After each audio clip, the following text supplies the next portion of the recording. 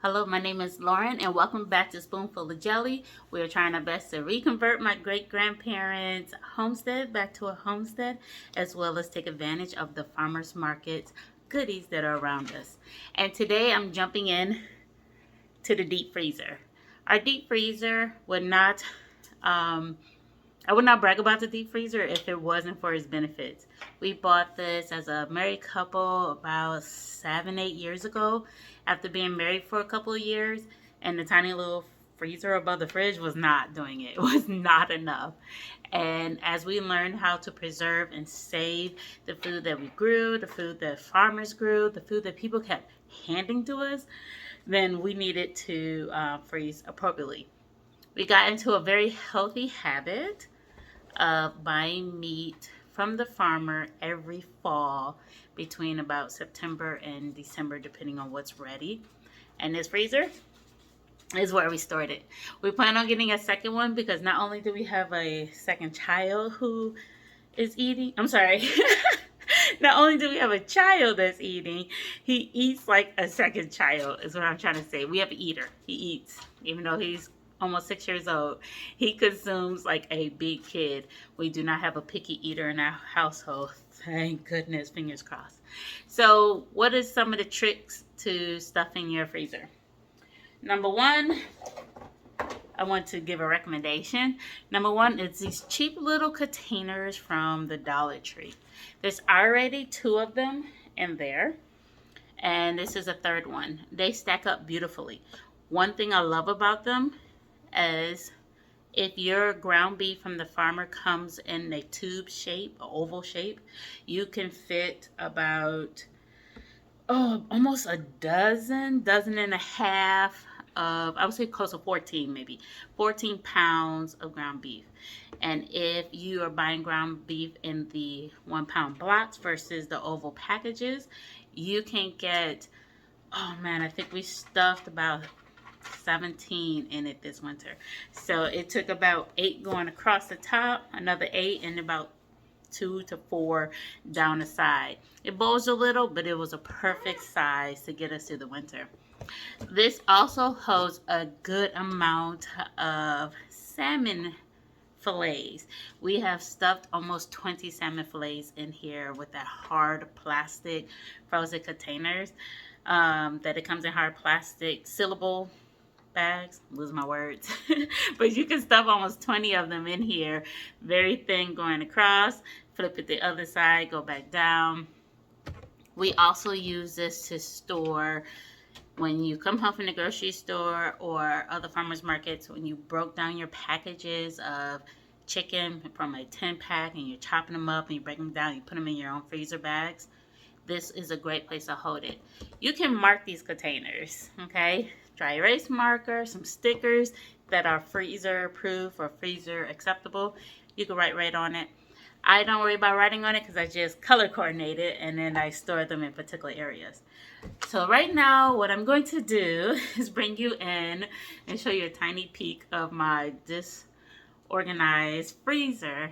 But then we're going to sort some things out so I know exactly what we have, what we need, and what will be on the order from the farmer.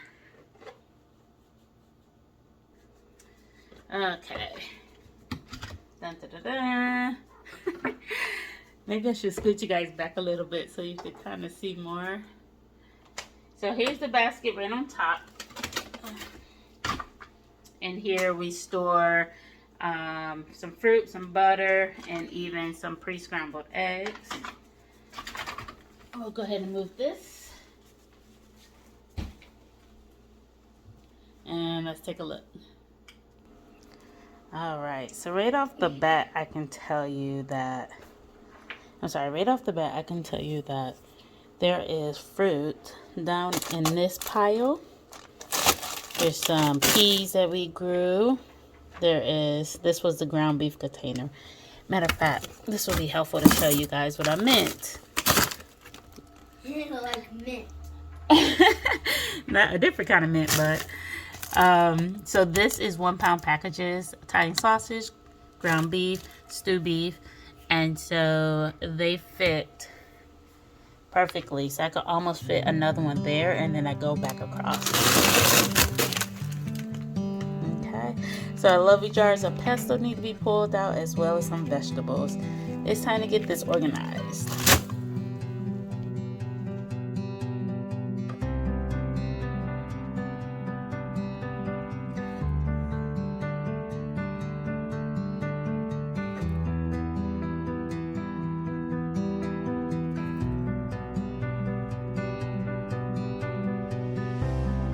Okay, this is not the best way or the most conventional way to use a child's plastic shovel to defrost the freezer, but that's mine. yes, yours. But since I took things out, I might as well clean it up. So that's what we're gonna do right now. Okay, that was pointless. I forgot that the freezer actually came with a tool. So you live and you learn, right? All right, I have the majority of the freezer cleaned out. I put some items back. I separate things that I know we're going to consume for the next 3 weeks. And I got a pile of frozen stuff by my feet right now. I'm going to take note of the roast.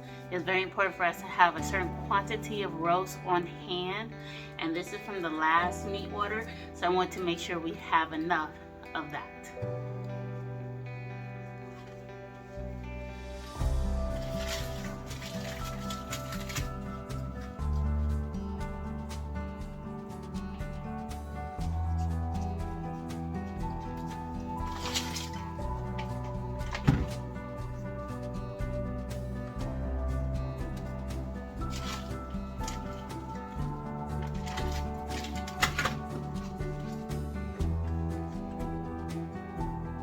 Alright, so now that I have written down everything that we have with roast and ground beef, next I'm going to sit down and figure out exactly what we need to get us from December 1st until April 1st.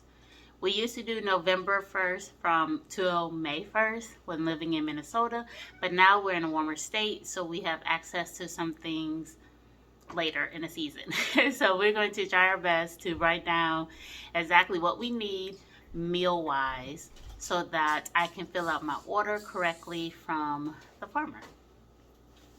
One of the easiest ways I've found to know exactly what I'm ordering is I pull out my Winter Commons meals list.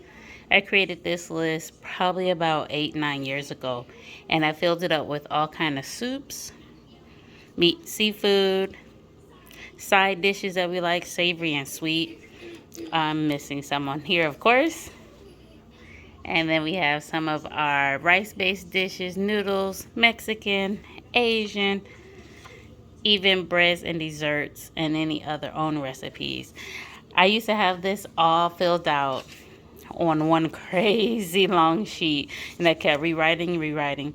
This goes in the front of my recipe book that I hold on to.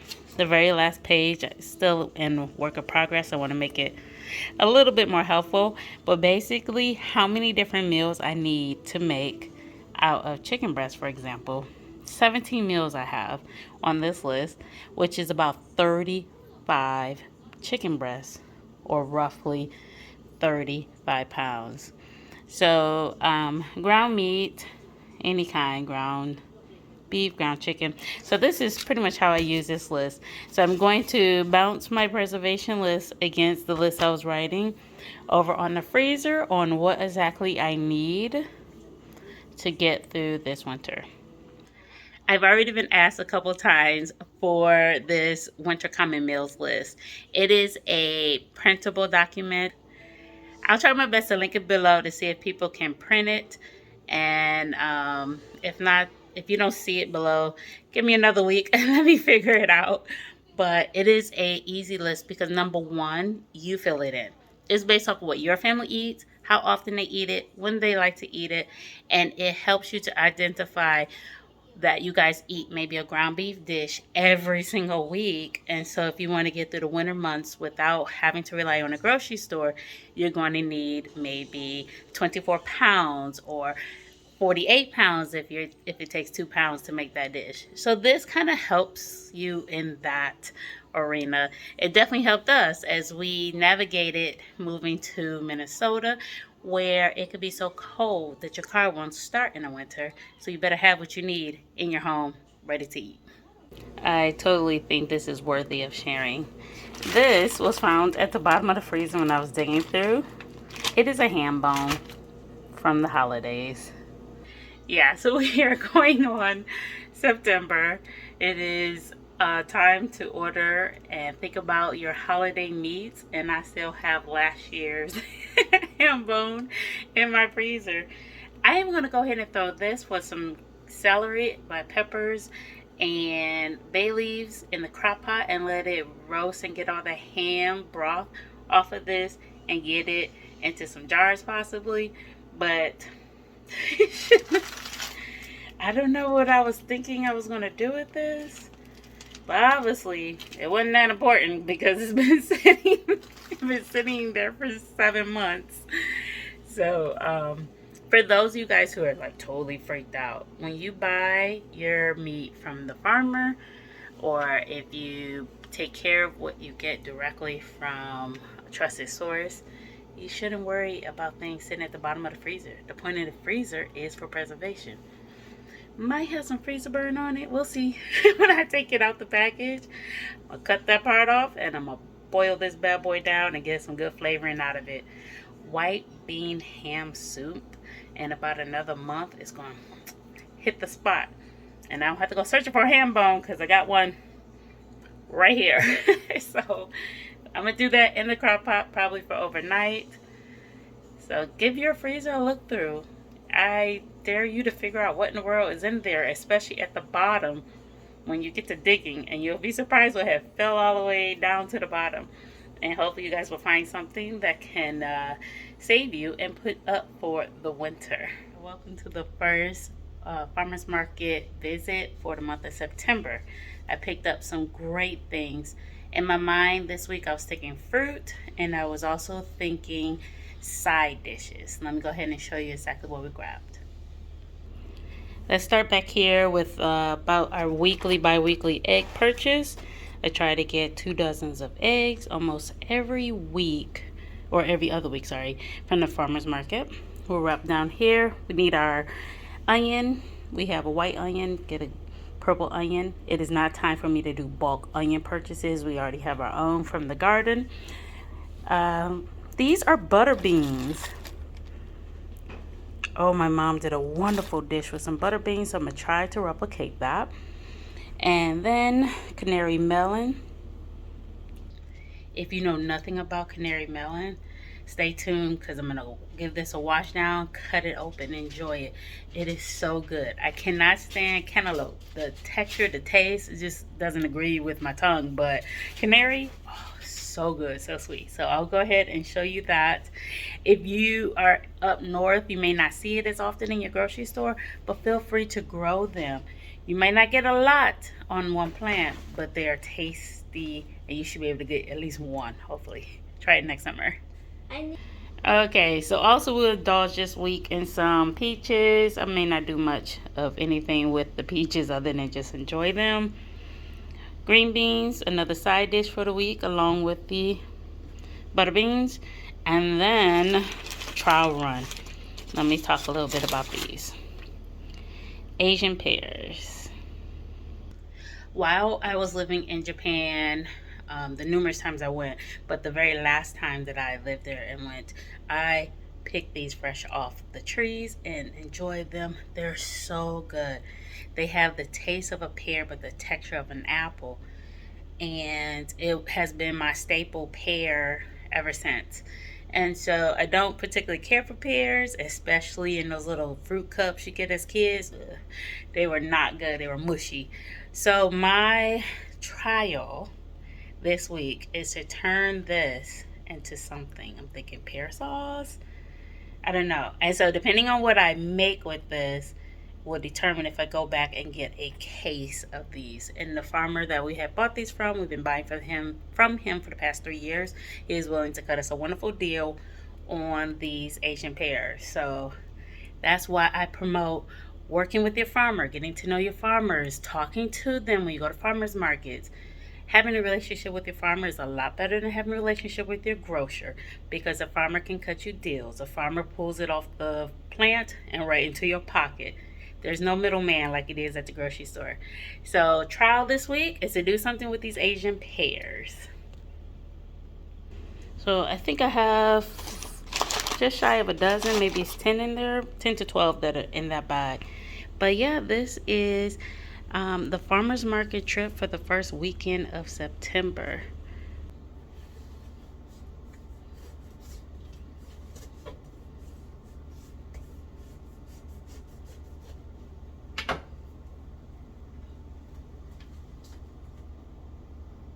It's white with a small tinge of light green around the edges. So go ahead and scoop those seeds out. I wanted to end this video by explaining to you guys that your farmers markets is one of the first places to check out to complete that checklist we had went over yesterday. All the different meats that you want to put in your freezer, the farmers market is a wonderful place to go meet the farmers that are there to sell their meat to the public. So while we were there at our farmers market, there was actually 2 meat companies there that just specialize in meat. They don't have any fruit or vegetables to sell, but they had a ton of meat. And one of them actually had a chicken box, which consists of different variety cuts of chicken, including whole chickens. Sometimes they offer sausages that they hand make right there on their farm. So if you're looking to stuff your freezer, go local first. Second, there are some websites that I can put down below, some examples of people who will ship across the country to you, but they're still local farmers. You're trying to stuff your shelf with local fresh meat, you can still use United States as the local. One of the benefits of creating your list ahead of time is that you know exactly what you want to order, and whether a meat box will be a good benefit for you, or you can find out if farmers do an individual cut. That means that you can buy just pounds and pounds of chicken thighs, pounds and pounds of pot roast. You can see if they have individual cuts. If not, they'll come in a pre-made box where they've already decided what goes in there. There's a wonderful mixture that some farmers would do. An old farmer in Minnesota used to do that. It was a little bit of chicken, a little bit of pork, a little bit of beef. And that way you can have a variety of ground beef and some roast from both pig and pork, a rack of ribs. You also have whole chickens and cuts of chickens all in one box, all for one price. A third way that you can do it is use large companies that will work with different farmers. Sometimes you'll see that on their packaging. It says from family farms. You will see that. Wild Fork is an example. I'll put a link down below for them. And they hook up with local farmers across the United States to help get some goodies to your hand. So you have 3 different options that you can order meat to fill your freezer. The whole animal, the whole cut of beef, whole cut of pork, whole chickens.